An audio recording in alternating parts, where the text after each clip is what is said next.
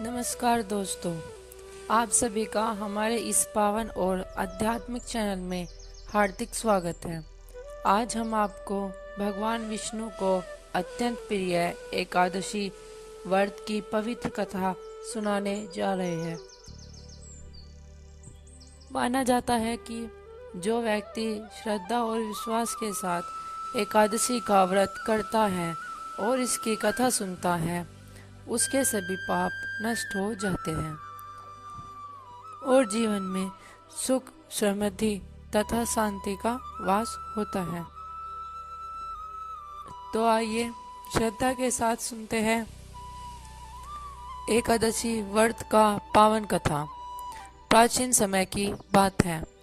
एक बार धर्मराज युधिष्ठिर ने भगवान श्री कृष्ण से पूछा, हे प्रभु, एकादशी व्रत का क्या महत्व है और इसे करने से मनुष्य को क्या फल प्राप्त होता है। तब भगवान श्री कृष्ण मुस्कुराए और बोले, हे युधिष्ठिर, एकादशी का व्रत सभी व्रतों में श्रेष्ठ माना गया है। जो मनुष्य श्रद्धा और नियम पूर्व इस व्रत को करता है, वह अपने सभी पापों से मुक्त होकर अंत में वैकुंठ लोक को प्राप्त करता है। भगवान श्री कृष्ण ने आगे बताया कि प्राचीन काल में मूर नाम का एक अत्यंत बलवान और क्रूर असुर हुआ था। वह देवताओं और ऋषियों को बहुत कष्ट देता था। उसके अत्याचारों से परेशान होकर सभी देवता भगवान विष्णु की शरण में पहुँचे। देवताओं की प्रार्थना सुनकर भगवान विष्णु उस असुर से युद्ध करने लगे। यह युद्ध कई वर्षों तक चलता रहा। युद्ध करते करते भगवान विष्णु थोड़ी देर विश्राम करने के लिए एक गुफा में चले गए। उसी समय वह असुर भगवान विष्णु पर आक्रमण करने के लिए वहां पहुंच गया।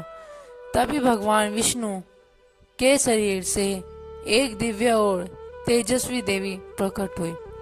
उस देवी ने मूर नामक असुर का तुरंत वध कर दिया।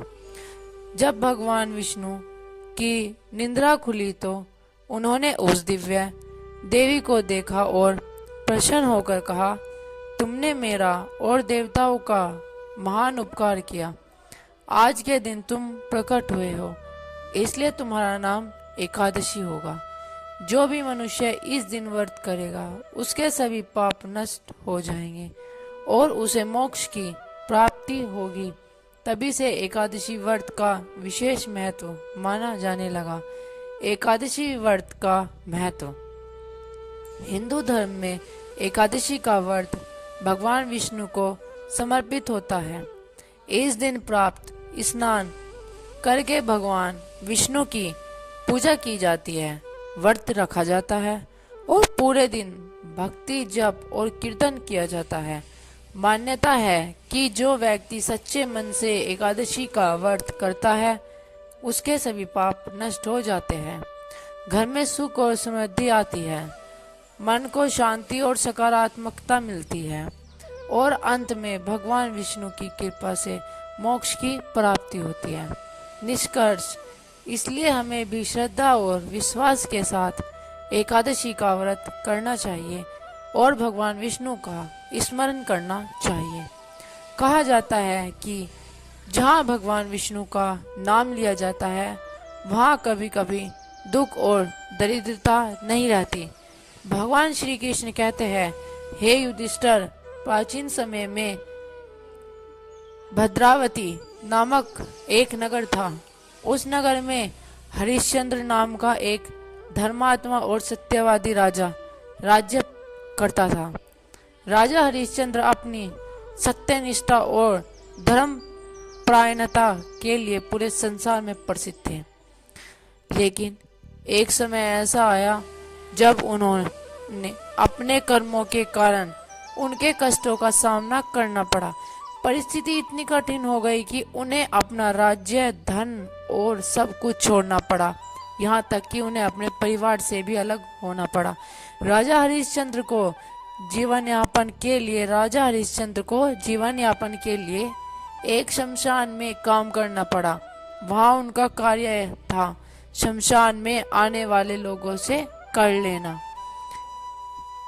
इतने कष्टों के बाद भी उन्होंने कभी सत्य मार्ग नहीं छोड़ा।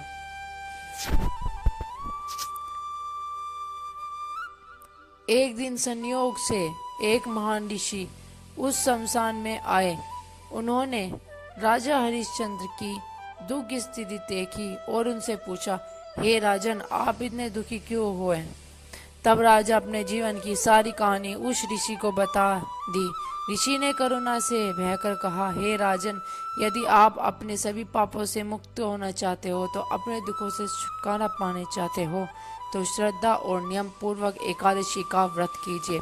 राजा हरिश्चंद्र ने ऋषि की आज्ञा का पालन किया और पूरी श्रद्धा से एकादशी का व्रत किया। व्रत के प्रभाव से धीरे धीरे उनके सभी दुख समाप्त हो गए। कुछ समय बाद उन्हें अपना राज्य, परिवार और वैभव सब कुछ पुण्य प्राप्त हो गया। इस प्रकार एकादशी व्रत के प्रभाव से उनका जीवन फिर से सुख और समृद्धि से भर गया।